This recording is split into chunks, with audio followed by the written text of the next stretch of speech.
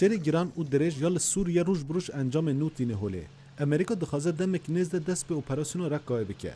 Li aliyên din Tirkiye narazibûna xwe derbara plana Amerîka tîne ser ziman. Serokkomarê Tirkiye Recep Tayyip Erdogan dibêje min bi rêya telefonê axaftin bi Serok Obama re pêkaniye û min ji wî re diyar kiriye ku hêzên me bu azadkirina Reqqayê amade ne. Lê belê divê YPG di vê operasyonê de cih nestîne.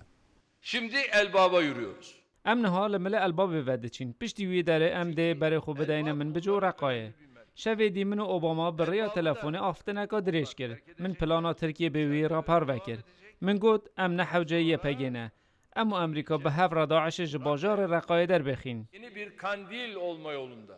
من دوی بدم ازانین که ام ناهلین قندیل گادن لشنگال بیتا چیکرین لکرکوک تلعفر شنگال اول موسله ام ده تکوشینا خواه بردوان بکین Fermandar koalisyona dijî Daişê General Townsend dibêje bu operasyona Reqqayê em ê bi hêzên xwecihî re kar bikin. I believe that there are sufficient local forces.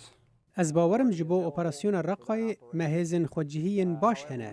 ده همان دمه ده مپلان هنه که ام پرورده لشکری بدن وان هزان. هزین سوریه دموکرات دناوان ده عرب هنه. جمارا وان نزیکی 3000 و جمارا که بربچاو جوان کردن. دمگ مهن هز آماده هنه. امو هادکن جبر کمامینا کامن بجدید چاوا سرکفتی بود.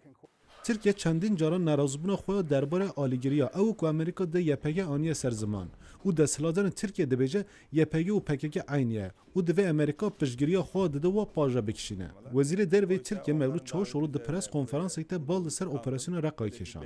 Suriye'nin tüm şehirlerinden nasıl DAEŞ temizleniyorsa Çawa Daeş ji bajarên dinên Sûriye hatiye paqijkirin, divê Reqqa jî ji Daişê bê paqijkirin.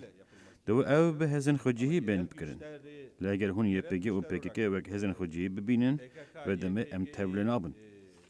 Şerî dirêj ya li rojhilata navîn bi gelek avayî encamê nû tîne holê. Ji ber operasyona Musilê gelek nakokî di navbera aliyan da derketî bû. Niha operasyona Reqqayê nîşa dike ku ew bibe sedema nakokiya dîsa zîde bibe.